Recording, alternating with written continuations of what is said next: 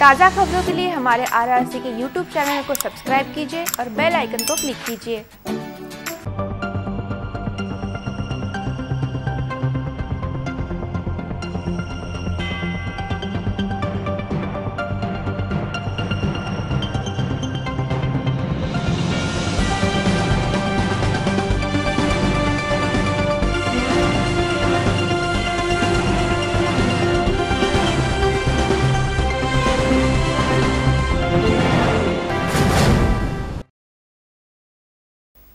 नमस्कार, city news के हिंदी समाचार बुलेटिन में मैं शीतल ठाकुर आपका हार्दिक स्वागत करती हूँ।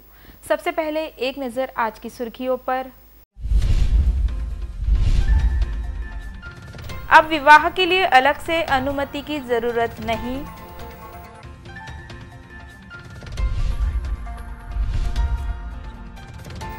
पड़ सकती है सर्वोपचार अस्पताल में दवाइयों की कमी।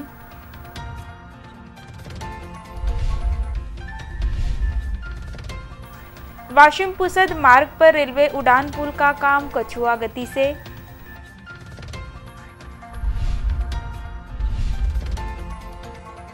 शराबबंदी के लिए महिलाओं ने दिया पालक मंत्री कार्यालय पर ठिया।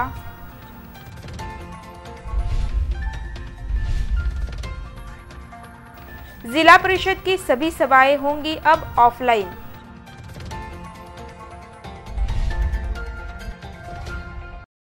अब समाचार विस्तार से। अब विवाह के लिए अलग से शासन की अनुमति लेने की आवश्यकता नहीं है। इस प्रकार के आदेश उपविभागीय अधिकारी ने जारी किए हैं, परंतु शासन द्वारा जारी की गई गाइडलाइन का कड़ाई से पालन करना अनिवार्य किया गया है। कोरोना संक्रमण काल में सभी ऐसे आयोजन जिसमें एक से अधिक नागरिक इकट्ठा हो सकते थे, उस पर पाबंदी थी, लेकिन सरकार ने 22 जून को विवाह समारोह के आयोजन के संदर्भ में नई मार्गदर्शक सूचना जारी की थी, जिसके तहत विवाह समारोह व उसी तरह के अन्य तत्सम के कार्यक्रमों के लिए अलग से अनुमति की आवश्यकता थी। लेकिन अब विवाह व तत्सम कार्यक्रमों के लिए अलग से अनुमति लेने की आवश्यकता नहीं है। इस आशय के आदेश अकोला के उपविभागीय राजस्व अधिकारी डॉक्टर नीलेश अपार ने जारी किए हैं, जिससे अब नागरिकों को विवाह या अन्य किसी समारोह के आयोजन के लिए शासकीय कार्यालयों के चक्कर नहीं काटने पड़ेंगे। मिशन बिगिन अगेन अंतर्गत 50 लोगों को विवाह समारोह व तत्सम कार्यक्रमों के लिए शासन की ओर से अनुमति दी गई है। इन 50 अनुमति धारकों में विवाह समारोह में उपस्थित मेहमान तथा बैंड पथक व संगीत कार्यक्रम करने वाले सदस्य शामिल रहेंगे। कार्यक्रम स्थल पर कोविड-19 का प्रादुर्भाव न हो, इसके लिए सामाजिक अंतर व अन्य दिशा निर्देशों तथा उपाय योजनाओं का इस्तेमाल जरूरी है। ऐसे आदेश शासन की ओर से जारी किए गए हैं। इस आदेश के बाद भी यदि नियमों का पालन होता नजर नहीं आता तो आपदा व्यवस्था अधिनियम 2005, साथ रोग अधिनियम 1997 एवं धारा 188 के तहत सजा के लिए पात्र मामला दर्ज किया जाएगा तथा संबंधितों के खिलाफ कड़ी कार्रवाई की जाएगी। ऐसे आदेश भी SDO ने दिए हैं। करोड़ों रुपयों के बिल प्रलंबित होने के कारण हाफकिन ने दवाइयों की पूर्ति बंद कर दी है, जिसके कारण आगामी दिनों में सर्वोपचार अस्पताल में दवाइयों की कमी पड़ सकती है। फिलहाल जिला अस्पताल में 1 माह का दवाइयों का स्टॉक उपलब्ध है। करोड़ों के बिल लंबित होने से हाफकिन द्वारा दवा आपूर्ति बंद की गई है। फिलहाल जिला अस्पताल में 1 माह के लिए दवा भंडार उपलब्ध है। यह जानकारी स्वास्थ्य सूत्रों ने दी है। आगामी 3 माह में जिला अस्पताल में दवा की कमी होने की संभावना जताई जा रही है। करोड़ों के लंबित बिल मंजूर करने के बारे में राज्य सरकार के खरीद बिक्री कक्ष द्वारा किसी तरह के ठोस कदम नहीं उठाए गए हैं।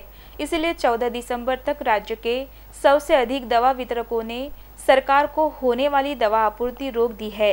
साथ ही नई टेंडर प्रक्रिया में सहभागी नहीं होने का निर्णय लिया गया है। इसीलिए राज्य के अस्पतालों में दवा की कमी की संभावना है। दवा की कमी से जिला अस्पताल भी जुड़ सकता है।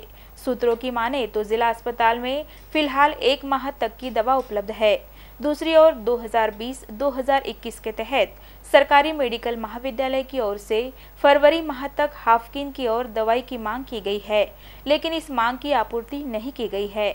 1 माह के भीतर दवाइयों की आपूर्ति नहीं होने पर आगामी 3 माह तक GMC में दवा की कमी की संभावना है।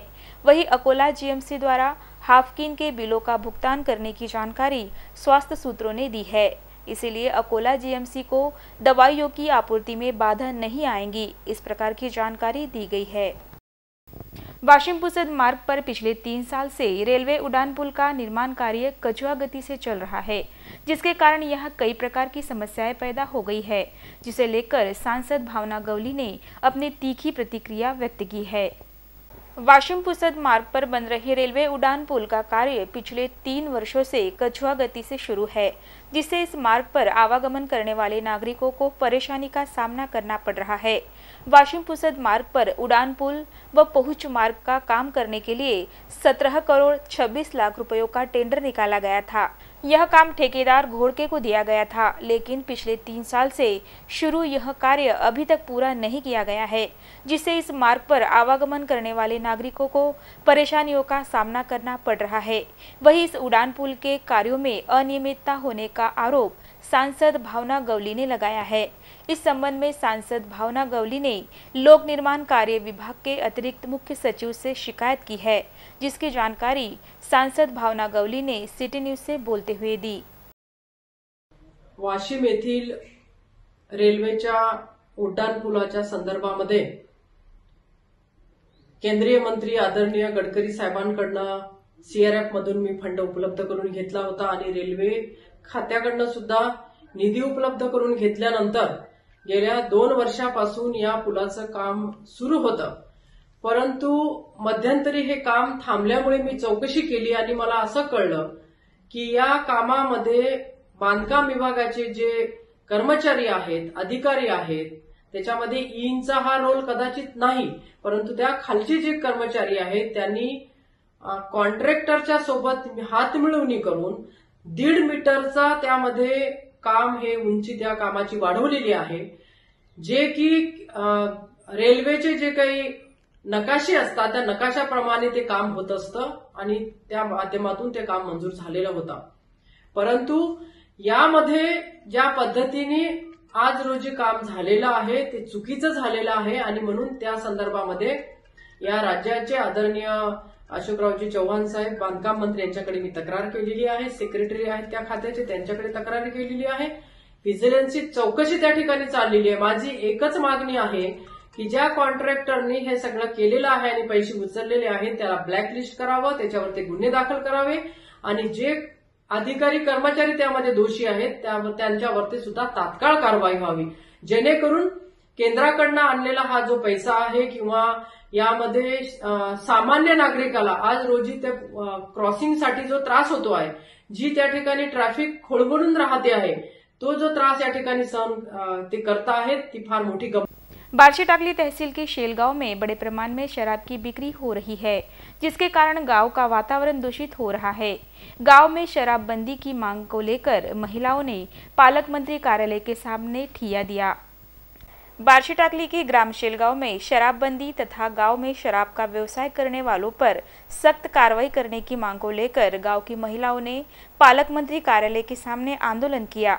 इसी के साथ कार्यालय में निवेदन भी दिया गया।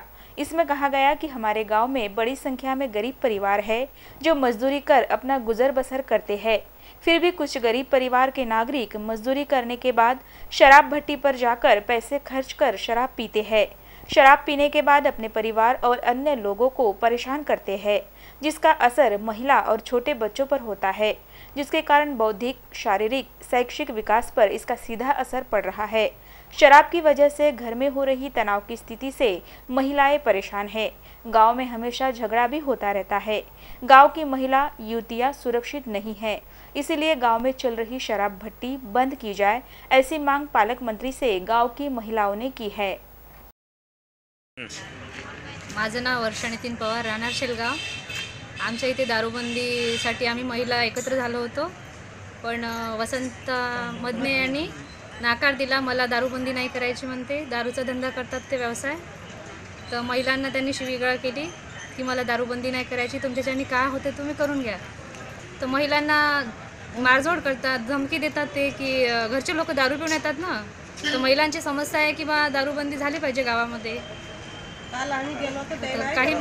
काही महिला गेल्या होत्या, तर त्यांनी आम्हाला धमकी दिली की तुमच्याच्यानी काय होते तुम्ही करून घ्या। अब जिला परिषद की सभी सभाएं ऑफलाइन होंगी। राज्य के ग्राम विकास विभाग ने सभी सभा ऑफलाइन लेने के आदेश जिला परिषद के मुख्य कार्यकारी अधिकारी को दिए हैं। राज्य सरकार ने कोरोना वायरस के संक्रमण को देखते हुए जिला परिषद और पंचायत समितियों की सभी सभाएं ऑफलाइन लेने पर प्रतिबंध लगाते हुए अगले आदेश तक सभी सभा ऑनलाइन लेने के आदेश दिए थे। लेकिन अब सभी सभाएं पहले की तरह ऑफलाइन सुरक्षित अंतर रखते हुए लेने के आदेश सरकार के ग्राम विकास विभाग ने जिला परिषद के मुख्य कार्यकारी अधिकारी को दिए हैं, जिससे अब जिला परिषद की सभी सभाएं ऑफलाइन पद्धति से होंगी। इस बीच ऑनलाइन बैठक में नेटवर्क की समस्या के कारण परेशानी हो रही थी। अधिकांश सदस्य ग्रामीण क्षेत्रों में रहते हैं, इसलिए सदस्यों ने इस ऑनलाइन बैठक पर भी आपत्ति जताई थी। अब जब लॉकडाउन शिथिल हो गया है तो अधिकांश सार्वजनिक जीवन पूर्ववत हो रहा है, इसलिए सरकार ने सुरक्षित दूरी और कोरोना के संबंध में जारी दिशा निर्देशों का सख्ती से पालन करते हुए पंचायत समिति की बैठकों तथा जिला परिषद की सभाओं को पहले के समान ऑफलाइन आयोजित करने की अनुमति दी है, जिसके बाद सदस्यों ने संतोष जताया है। जिला पुलिस के विशेष दस्ते ने बार्शीटाकली में चल रहे वर्ली और जुए के अड्डे पर छापे की कार्रवाई की। इस कार्रवाई में 13 आरोपियों को रंगे हाथों गिरफ्तार किया गया है। पुलिस अधीक्षक जी श्रीधर द्वारा गठित विशेष दल ने बार्शीटाकली परिसर में संचालित वर्ली अड्डे पर तथा 52 ताश पत्तों से चल रहे जुआ अड्डे पर छापामार कार्रवाई की, जिसमें 13 आरोपियों को गिरफ्तार कर उनके पास से 17,160 रुपए जब्त किए गए। सभी के खिलाफ जुआ प्रतिबंधक अधिनियम की धाराओं के तहत मामला दर्ज किया गया है। कार्रवाई में जिन लोगों को पुलिस ने पकड़ा है उसमें वागजड़ी निवासी करण करवते, चिखलगांव के संजय तायड़े, प्रमोद तायड़े, दत्तात्रेय धामोले, गजानन अवचार, अजय पवार, गजानन जाधव, मोती सिंह राठौड़, अविनाश जाधव, उमेश राठौड़, परमेश्वर चौहान, सतीश राठौड़, सभी काजलेश्वर निवासी तथा सिंदखेड़ निवासी ज्ञानदेव दांडे को पकड़ा गया है। 2 आरोपी मौके से फरार होने में सफल रहे, जिनके नाम प्रमोद तायड़े एवं दत्तात्रेय धामोड़े बताए गए हैं। रुग्ण सेवा में निरंतर कार्यरत चंद्रराज रुग्ण सेवा समिति द्वारा मेडिकल कॉलेज और सर्वोपचार अस्पताल में कोरोना संक्रमण काल में अपनी सेवाएं देने वाले डॉक्टरों, नर्स और आरोग्य कर्मचारी को कोरोना योद्धा के सम्मान से सम्मानित किया गया। कोरोना वायरस के संक्रमण काल में खुद की जान जोखिम में डालकर रोगियों की सेवा करने वाले सरकारी वैद्यकीय महाविद्यालय व जिला अस्पताल के कोरोना योद्धाओं का सम्मान चंद्रराज रुग्ण सेवा समिति की ओर से किया गया। जरूरतमंद मरीजों पर मुंबई में उपचार कर उन्हें किस प्रकार से नया जीवन मिले, इसके लिए प्रयत्न करने वाले चंद्रराज रुग्ण सेवा समिति मरीजों की सेवा का काम निरंतर चल रहा है। इस समिति की ओर से जिला अस्पताल में मरीजों को फल का वितरण किया गया। उसी प्रकार कोरोना वायरस के संक्रमण काल में रोगियों की सेवा करने वाले डॉक्टर, नर्स और आरोग्य विभाग के अन्य कर्मचारियों को कोरोना योद्धा का सम्मान पत्र देकर समिति की ओर से सम्मानित किया गया। इस उपक्रम में चंद्रराज रुग्ण सेवा समिति संस्थापक अध्यक्ष राजू आर भोर, सचिव तेजस चौधरी सहित पप्पू भाऊ गवई, गौतम गवई, सुनील भाऊ वाघमारे, राजेश खाड़े, प्रशांत भाऊ तायड़े, तेलगोटे, संघरत्न सोनूने, दादू गवई, विजय नाकवर, प्रेम गोपनारायण, चंदन मोहोड, प्रहलाद गवई, अमोल घुसड़े, स्वप्निल गवई, गुरुभाऊ वाहुरवाग, राम बोस गिरे आदि उपस्थित थे। इस अवसर पर सरकारी वैद्यकीय महाविद्यालय के अधिष्ठाता doctor Kusumakar Ghorpade, doctor Sirsam, doctor Deshmukh भी प्रमुखता से उपस्थित थे। इन डॉक्टरों ने चंद्रराज रुग्ण सेवा समिति के कार्यों की प्रशंसा की। राज रुग्ण सेवा समिति ही रुग्णसेवेच्यासाठी कटिबद्ध आहे। त्यांनी या कोरोना कालावधीमध्ये मागील 6-7 महिन्यापासून BRDL लॅबमध्ये जे कर्मचारी अधिकारी काम करत होते त्यांचा आज त्यांनी येथे सत्कार केलेला आहे। त्यासोबतच चंद्रराज रुग्ण सेवा समिती ही नेहमी रुग्णांच्यासाठी कार्य करत आलेली आहे।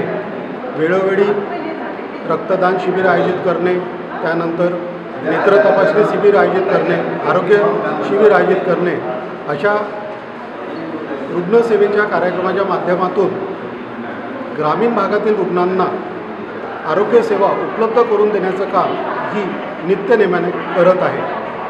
आज त्यांच्या या वर्धापन दिनानिमित्त मी त्यांना सर्वांना हार्दिक शुभेच्छा देतो. चंद्रहास रुग्ण सेवा समितीचे कार्याध्यक्ष श्री संस्थापक अध्यक्ष राजू भोर यांच्या मार्गदर्शनामध्ये सर्व आरोग्य उपक्रम राबविले जातात. त्यांचंसुद्धा मी या ठिकाणी अभिनंदन करतो व यापुढे सुद्धा ते याच पद्धतीने कार्य करत राहतील अशी सदिच्छा व्यक्त करतो. आज खरोखर मनापासून आनंद होतो की आज वैश्विक महामारीमध्ये चंद्रराज रुग्ण सेवा समिती ही खूप काही चांगल्या प्रकारचं वर्किंग करीत आहे, काम करीत आहे. तर माझा परिचय सांगायचा झाला तर माझं नाव राजू भोर, चंद्रराज रुग्ण सेवा समिती संस्थापक अध्यक्ष. हे जे आहे की आम्ही जे रुग्णांचं काम 10 वर्षापासून करतो आहे, अकोल्यातच नव्हे तर मुंबईला पण टाटा हॉस्पिटल आहे, KM हॉस्पिटल आहे, JJ हॉस्पिटल आहे, नायर हॉस्पिटल आहे, कोकिळाबन धीरूभाई अंबानी हॉस्पिटल आहे. ज्या रुग्णांची परिस्थिती नाही, एखादं मेजर फ्रॅक्चर आहे किंवा कॅन्सर आहे, असे जे काही आजार मोठे आजारांमध्ये जे आहेत, आज आम्ही सेवा म्हणजे की जे काही कोविड पॉझिटिव्ह आहेत त्यांना त्यांची एनर्जी जी आहे ही चांगली राहायला पाहिजे आणि त्यांना आम्ही काही फळं वाटप केले आहे. त्याचबरोबर ज्या डॉक्टरांनी, ज्या नर्सनी, ज्या ब्रदर्सनी, ज्या सिस्टरनी, ज्यांनी काही एक चांगल्या प्रकारचं म्हणजे आपलं मोलाचं काम त्यांनी आज कोविड-19मध्ये केलेलं आहे, तर त्यांचासुद्धा आम्ही गौरव केला आहे. प्रत्येकांना सर्टिफिकेट देऊन शुभेच्छा दिल्या आहेत की जेणेकरून त्यांना पण काम करण्यामध्ये एक स्फूर्ती यायला पाहिजे. या कारणास्तव घोरपडे सर झालेत, त्याच्यानंतर देशमुख सर झालेत, भरपूर काही साहेब इथं पण अवेलेबल होते, हजर होते. सर्वांनी खूप चांगल्या प्रकारचं आम्हाला मार्गदर्शन करतात आणि काही कॅम्प वगैरे आम्ही जेव्हा अरेंज करतो खेड्यामध्ये, तांड्यामध्ये, त्यासाठी GMCचा स्टाफ वगैरे जो आहे तो पण आम्हाला खूप मदत करतो. अकोला के फतेह चौक स्थित KK टावर में वेलकम डॉर्मेट्री का उद्घाटन मान्यवरों की उपस्थिति में किया गया. इस डॉर्मेट्री में सभी प्रकार की अत्याधुनिक सुविधाएं विदर्भ में पहली बार ही उपलब्ध कराई गई है. अकोला शहर के फतेह चौक पर स्थित KK टावर में युवा उद्यमी रोहन खान वहीद खान के वेलकम डॉर्मेट्री का उद्घाटन अत्यंत उत्साहपूर्ण वातावरण में किया गया.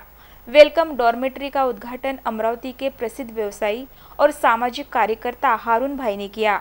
इस अवसर पर वाहिद खान प्रमुखता से उपस्थित थे. वेलकम डॉर्मेट्री विदर्भ में एक डबल बेड कैप्सूल सिस्टम से युक्त अत्याधुनिक डॉर्मेट्री है. युवा उद्यमी रोहन खान वहीद खान और वास्तुकार निखिल बजाज ने इसके उद्घाटन के अवसर पर कहा कि यह छात्रावास अलग अलग लॉकर सुविधाओं के साथ पूरी तरह से वातानुकूलित है. इसके उद्घाटन के अवसर पर उमेश पैठनकर, लक्ष्मण लालवानी, मनोज लालवानी, पूर्व नगर सेवक दिलीप देशमुख, सामाजिक कार्यकर्ता गुड्डू पठान, शैलेश जायसवाल, नगर सेवक इरफान खान, मोहिन खान उर्फ मोंटू, गौतम गवई, समाज सेवक लाला पठान, आकाश सिरसाट, रामा भाऊ, अमोल, मोहित खान उर्फ गब्बर भाई, राजीव खान, गजन खान आदि प्रमुखता से उपस्थित थे. अकोला में आज वेलकम AC डॉर्मेट्री की ओपनिंग होने जा रही है. अब आप सोच रहे होंगे कि डॉर्मेट्री क्या चीज़ है. डॉर्मेट्री एक जनरल बेडिंग सिस्टम है. आपसे विनंती है कि आप एक बार यहाँ पे आके विजिट करें. Thank you. अकोला के सरकारी दूध डेयरी के पास भारी वाहनों की आवाजाही लगी रहती थी, जिसके कारण दुर्घटना बढ़ गई थी, जिसे देखते हुए यह कम ऊंचाई वाली कमान लगाकर भारी वाहनों की आवाजाही पर प्रतिबंध लगाया गया है. अकोला के प्रभाग क्रमांक 13 के सरकारी दूध डेयरी मार्ग पर भारी वाहनों की आवाजाही पर प्रतिबंध है. फिर भी यहां आवाजाही चल रही थी, जिसके कारण कई दुर्घटनाएं हुई है, जिसे लेकर स्थानीय नागरिकों ने कई बार शिकायतें भी की थी. बावजूद इसके किसी भी प्रकार की कार्रवाई नहीं की जा रही थी. इस मार्ग पर कई कोचिंग क्लासेस है. यहाँ सैकड़ों छात्र छात्राएं आते हैं. सुबह से लेकर देर रात तक शालेय और महाविद्यालय के छात्र छात्राओं का आवागमन लगा रहता है, जिसके कारण यहाँ कभी भी बड़ी दुर्घटना हो सकती थी. इस बात को ध्यान में रखते हुए स्थानीय पार्षद आशीष पवित्रकार ने यातायात विभाग से निवेदन कर आवश्यक उपाय योजना की विनती की थी. नागरिकों की सुरक्षा को देखते हुए शहर यातायात नियंत्रण शाखा प्रभारी गजानन शेलके के सहयोग से इस मार्ग पर कम ऊंचाई की कमान लगाकर उस पर भारी वाहनों के प्रवेश पर प्रतिबंध का फलक लगाया है, जिसके कारण स्थानीय नागरिकों ने राहत की सांस ली है।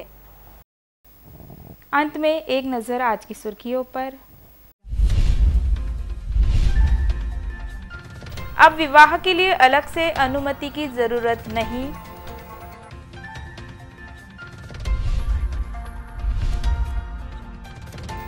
पड़ सकती है सर्वोपचार अस्पताल में दवाइयों की कमी।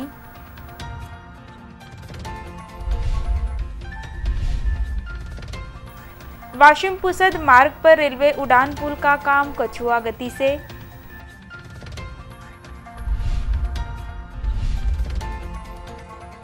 शराबबंदी के लिए महिलाओं ने दिया पालक मंत्री कार्यालय पर ठिया।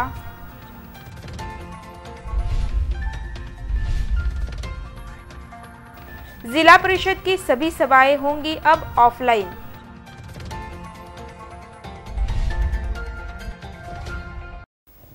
समाचारों में बस इतना ही। फिर मिलेंगे शहर की ताज़ा जानकारी तथा महत्वपूर्ण घटनाओं के साथ। नमस्कार।